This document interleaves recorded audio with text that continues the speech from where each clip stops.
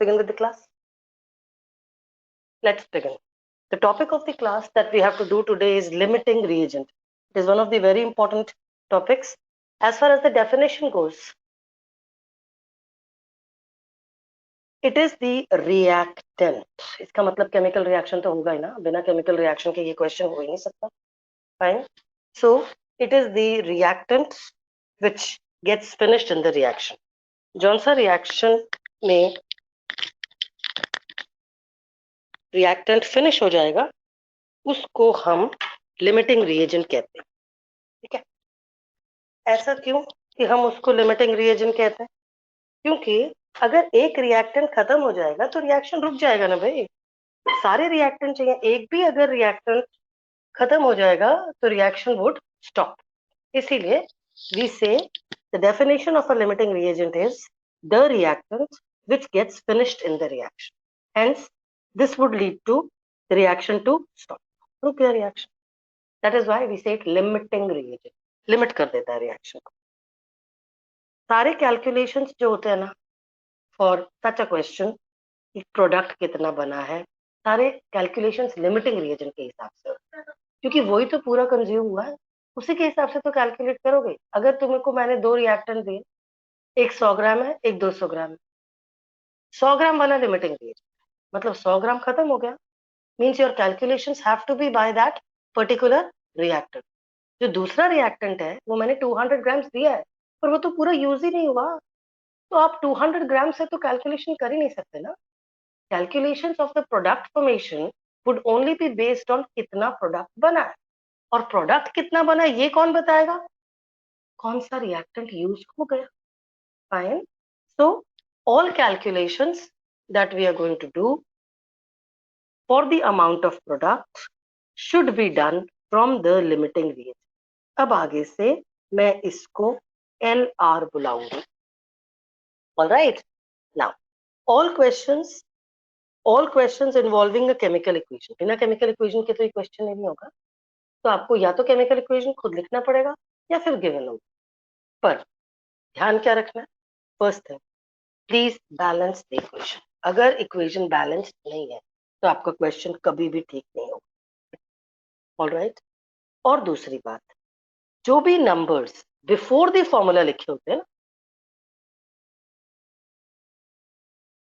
चाहे रिएक्टेंट में लिखे हो या प्रोडक्ट में लिखे, the numbers that you use for balancing, those numbers refer to the number of moles. Fine. These were the important aspects of the topic that we are going to do today. I repeat, it is the reactant which gets finished is called the limiting reagent. Hence, it causes the reaction to stop. All calculations of the product kitna bana hai will be on the basis of the limiting reagent because that will be the deciding factor. जो भी questions है वो chemical equations involve करते हैं, plus see to it that the chemical equation is balanced as well as the numbers written in front of the formula which you normally write to balance the equation all refer to the number of moles. Fine. Now, before I go to the question, I need you to understand whatever I've just explained. First, I've taken the equation calcium oxide plus carbon dioxide gives calcium carbonate. Fine. इस question में बेटा let's balance the equation. बिना balancing के तो आगे जा ही नहीं सकते. एनी केमिकल इक्वेशन का क्वेश्चन करने के लिए you first need to balance it and the question is already balanced. Check करो दोनों तरफ बैलेंस्ड, विच मीन्स ये भी 1 है, ये भी 1 है और ये डन. और ये जो 1 लिखे हैं ना मैंने, नहीं भी लिखो तो चलेगा, लेकिन ये जो लिख दिए हैं they are referring to the number of mole. Is that okay? So what we can say is 1 mole of calcium oxide reacts with 1 mole of carbon dioxide to give me 1 mole of calcium carbonate. यहाँ तक समझ में आ गया?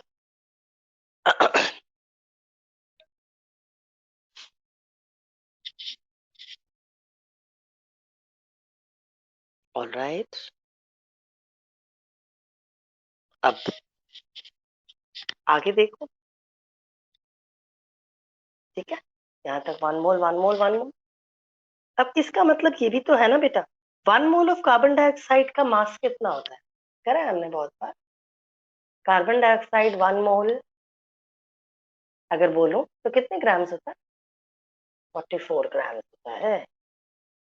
और calcium carbonate भी किया था किसी को अगर ध्यान हो तो, या नहीं है तो फटाफट से कर दो। कैल्शियम कार्बोनेट 1 मोल कितना होता है, calcium carbonate Dhruv, calcium oxide नहीं पूछ रही, कैल्शियम ऑक्साइड तुमने ठीक लिखा है। All right, so this should be clear to you, which means calcium oxide मुझे 56 ग्राम्स चाहिए, 1 mole is 56 grams.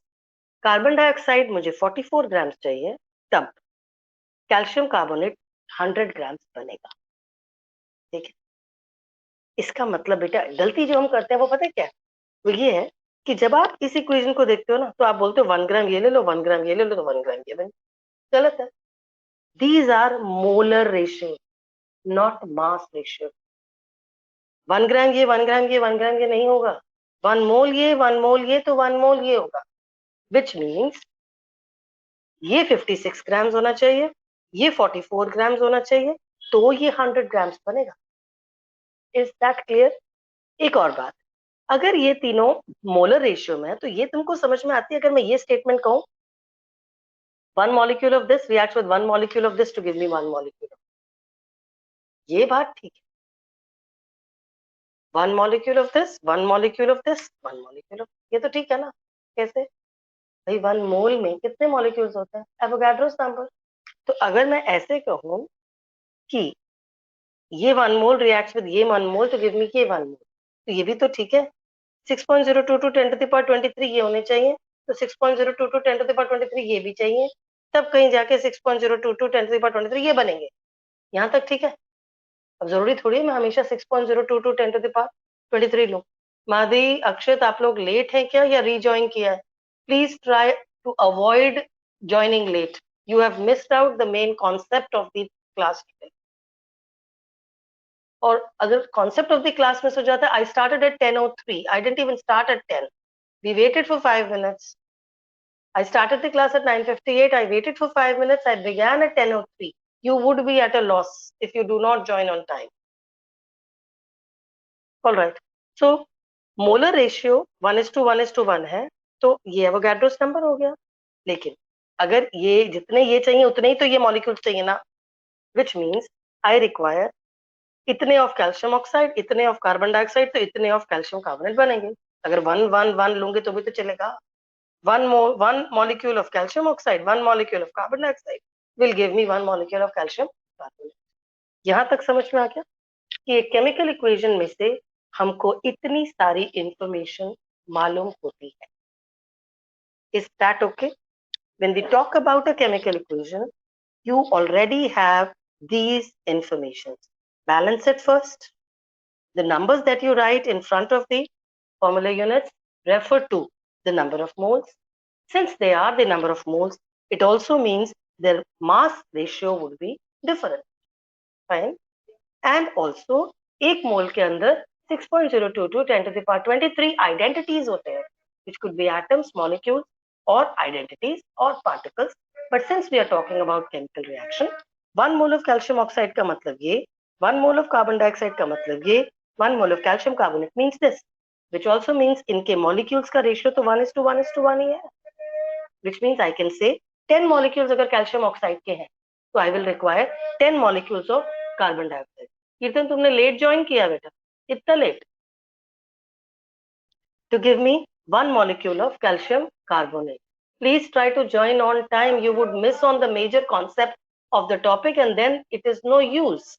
You will have to review it whenever I upload it, and it takes at least 2 to 3 hours for it to come up for uploading. All right, so if this is clear, we can move on to the numerical part. Pay attention, that's the first question of the day. Ma'am, I just refreshed. Okay, Kirtan, fine. Nitrogen gas reacts with oxygen gas to give me nitrogen oxide gas, nitrogen monoxide to be precise. For the above reaction, identify LR. LR, as I said, would be the limiting reagent. Identify excess reactant rate. बेटा एक अगर खत्म होगा तो दूसरा ज्यादा बचेगा ही ना, दोनों में से एक फिनिश हुआ है वो हो गया लिमिटिंग रिएजेंट, और एक एक्सेस में है तो वो दूसरा वाला रिएक्टेंट हो जाएगा। जो एक्सेस में है उसका अमाउंट भी तो हम निकाल सकते हैं, ठीक है। Also calculate the amount of NO formed and the excess reactant level. इस रिएक्शन में आपको अमाउंट ऑफ NO कितना बना है वो बताना है, अमाउंट ऑफ एक्सेस रिएक्टेंट कितना बचा है ये भी तो बताना है, और लिमिटिंग रिएजेंट कौन है ये भी आइडेंटिफाई करना। Is that fine? पर क्वेश्चन में और इंफॉर्मेशन चाहिए। The question has you are given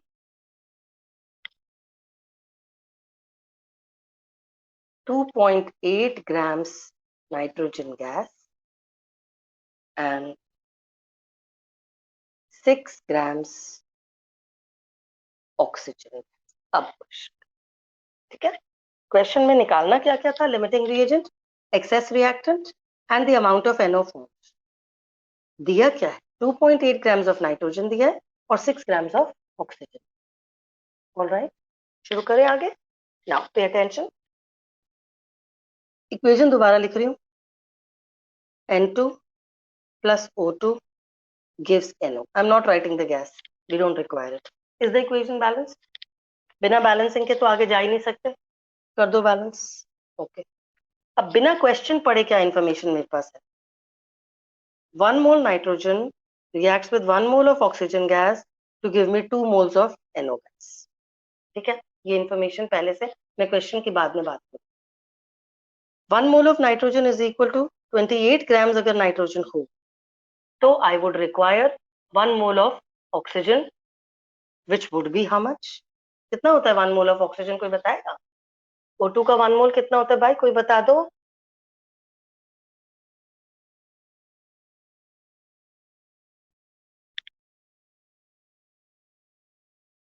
32।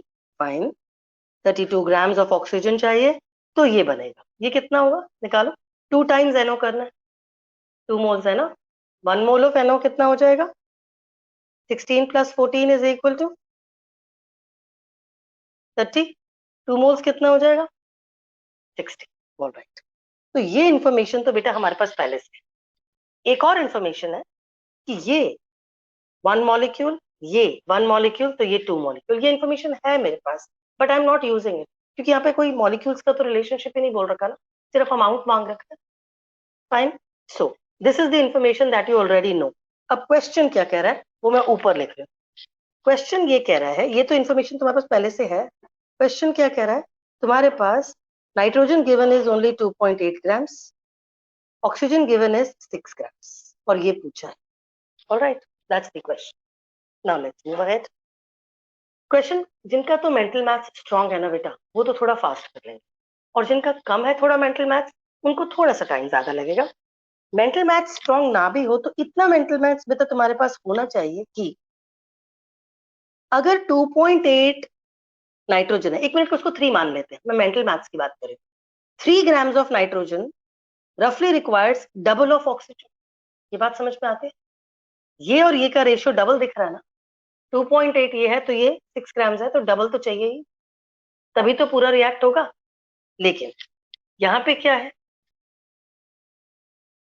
2.8 grams दिया है और ये पूछा है ये कितना, 6 ग्राम्स दिया है।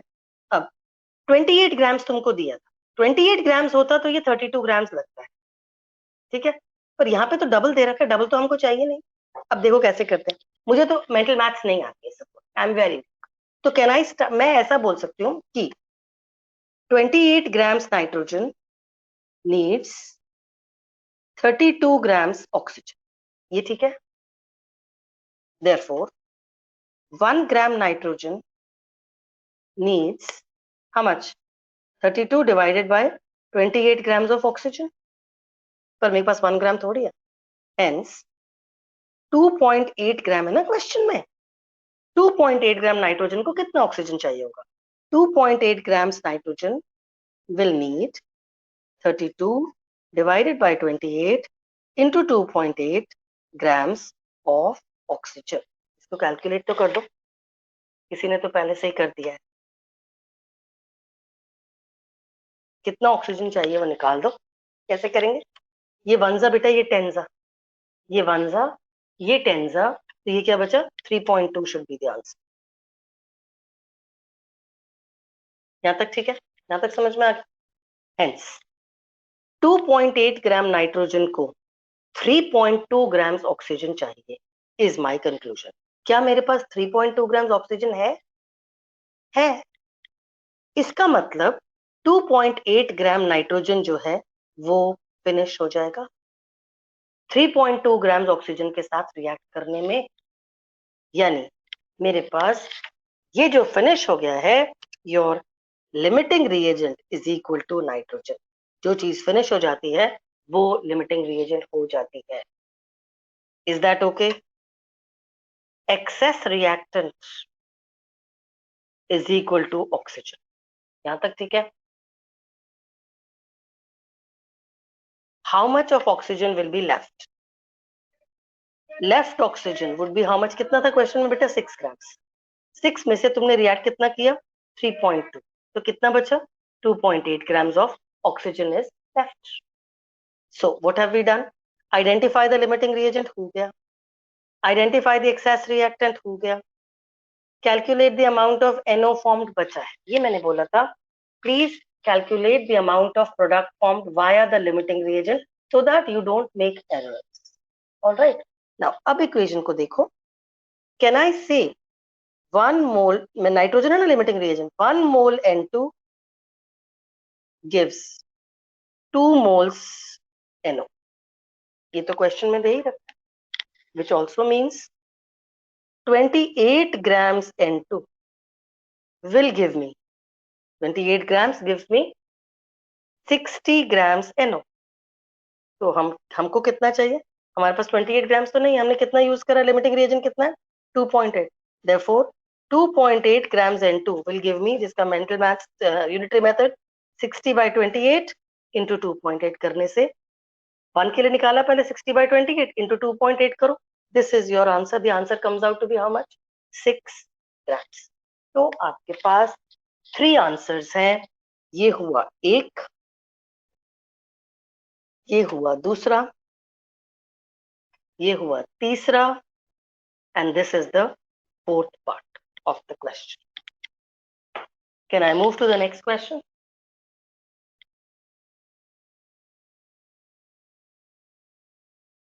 You can do any mathematics. You can do any mathematics as long as your answer can be done. That is also correct। तो आप ये भी कर सकते हैं बेटा कि 2.8 नाइट्रोजन रिएक्ट हुआ है और ऑक्सीजन कितना रिएक्ट हुआ है? 3.2। तो प्रोडक्ट तो एक ही है ना। ये 2.8 रिएक्ट हुआ है, ये 3.2 रिएक्ट हुआ है, तो ये कितना बनेगा इस रिएक्शन में? Because there is a single product, the product formation will depend upon कितना रिएक्टेंट रिएक्ट हुआ है। और आपने रिएक्टेंट क्या निकाला? 2.8 grams of nitrogen reacts with 3.2 grams of oxygen, तो दोनों को जोड़ दो, what do you get? 6 grams. तब भी आ जाएगा, कैसे मर्जी आ जाए, that is not an issue Dhruv.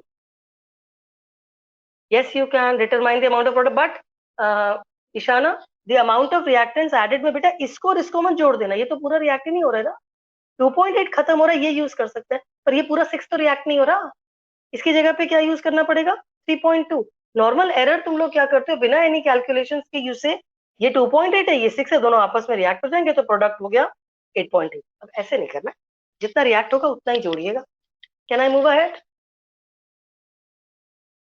Can I move ahead? We move to the next question.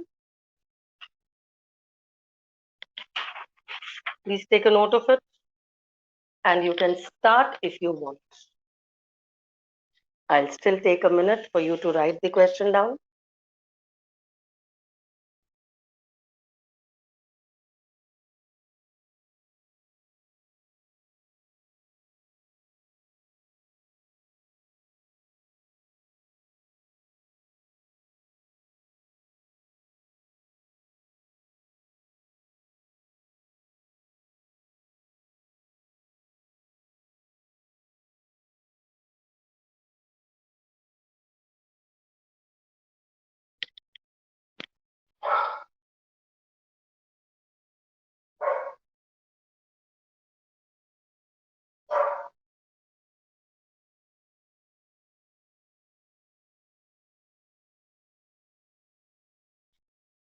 That's the question.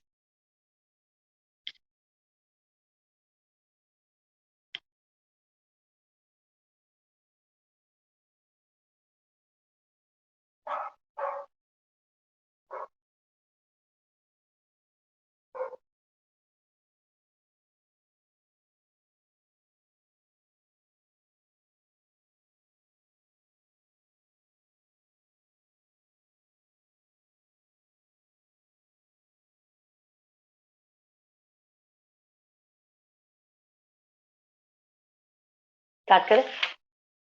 Let us begin. Those of you who have done, please don't give out the answers. Let the others also do. Please do not give out the answers. Please do not give out the answers. All right. This is the second question. For those of you who are still struggling, the first step, write the chemical equation. H2 plus O2 gives H2.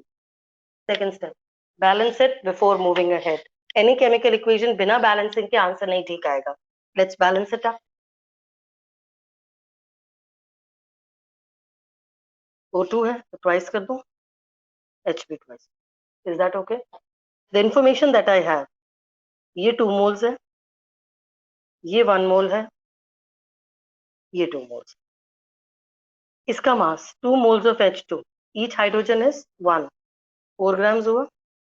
इसका mass O2 है, carbon लिखा है, sorry. You require oxygen is equal to 16. So this becomes 32 grams and this comes out to be 36 grams. Is that clear? Check it out. यहां तक समझ में आ गया तो आगे बढ़ो. अब क्वेश्चन क्या कह रहा है? क्वेश्चन ये कह रहा है कि आपके पास ये भी 10 ग्राम्स है और ये भी 10 ग्राम्स है और आपको ये भी बताना है, लिमिटिंग रिएजेंट भी बताना है, एक्सेस रिएक्टेंट भी बताना है, इसका अमाउंट भी बताना है. हमेशा यही होता है क्वेश्चन में. आइडेंटिफाई लिमिटिंग रिएजेंट करिए, एक्सेस रिएक्टेंट बताइए कौन सा है, उसका अमाउंट बताइए, अमाउंट ऑफ वाटर फॉर्म बताइए, so on. Is that okay? आगे बढ़ते हो. Now pay attention. I begin. बिना कोई लॉजिक के, जिनके पास लॉजिक अच्छा है वो कर सकते हैं, वो मैं थोड़ी देर बाद दोबारा बोल दूंगी.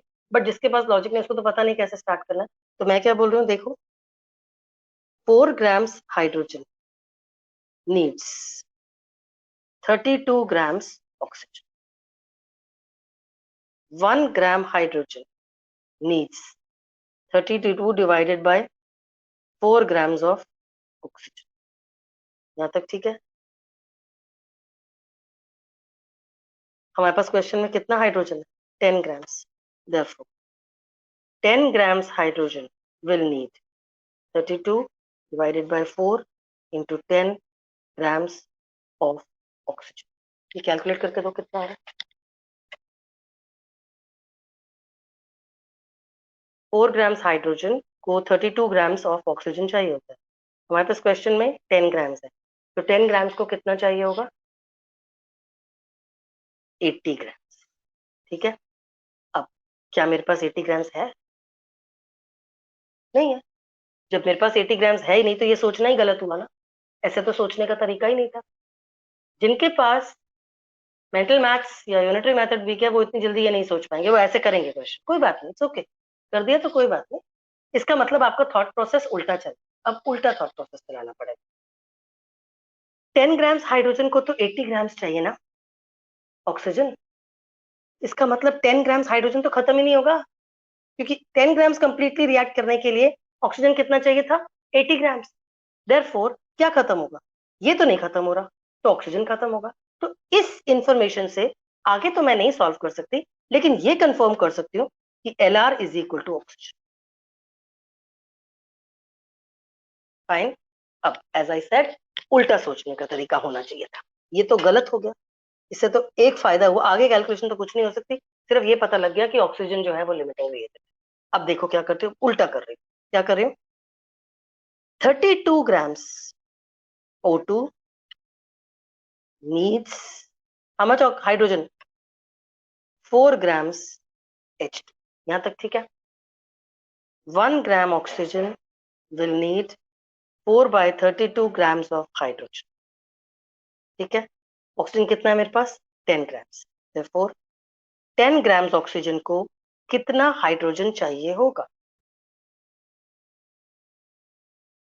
निकालिए।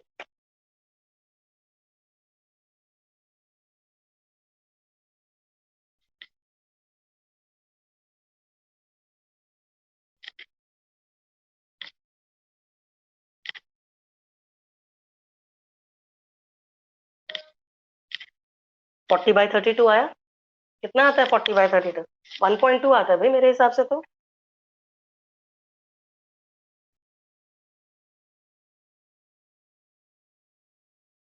हाइड्रोजन रिक्वायर्ड इज 1.2 ग्राम्स और ऑक्सीजन यूज अप हो गया 10 ग्राम्स। मेरे क्वेश्चन में 10 ग्राम्स ऑक्सीजन था, ऑक्सीजन 10 ग्राम्स यूज हो जाएगा। क्या मेरे पास 1.2 ग्राम्स हाइड्रोजन है ना? कितना है हाइड्रोजन? 10 ग्राम्स, यानी ये तो बचेगा भी। So this becomes your limiting reagent, hydrogen becomes your excess reagent, left amount of excess reagent is equal to 10 में से 1.2 माइनस कर दीजिए, which comes out to be how much? 10 में से 1.2 माइनस करो, कितना बचा? 1.2 आ रहा था 8, हाँ 1.25 आएगा, 20 हो जाएगा ना, यू राइट, 1.25 आएगा। 1.25 कर दीजिए माइनस, तो कितना बचा? 8.75 grams of hydrogen is left. एक पार्ट ये हो गया, एक पार्ट ये हो गया, बाकी बचा वाटर कितना बना है। एज ध्रुव हैड सेड पिछले वाले में कि मैम जितना ये यूज हुआ, जितना ये यूज हुआ, इन दोनों को जोड़ दो, जितना यूज हुआ है तो ये बन जाएगा। हमने क्या निकाला? हाइड्रोजन कितना यूज हुआ? 1.25। ऑक्सीजन कितना यूज हुआ? 10 ग्राम्स। दोनों मिला के प्रोडक्ट कितना बन जाएगा? 11.25। ऐसे आप कर सकते हैं सिर्फ इस केस में क्योंकि प्रोडक्ट केवल एक है। और else the other way, as I said, limiting reagent के हिसाब से कैलकुलेशन करना है। आपका लिमिटिंग रिएजेंट कौन है? ऑक्सीजन। तो कैसे लिखेंगे? 32 grams oxygen gives 36 grams water. Therefore 10 grams जो कि खत्म होता है, oxygen will give 36 by 32 into 10। इसको अगर आप सॉल्व करोगे तो सेम वही 11.25 ग्राम्स आ जाएगा, जो कि 10 + 1.25 करके आ रहा था। Is that okay?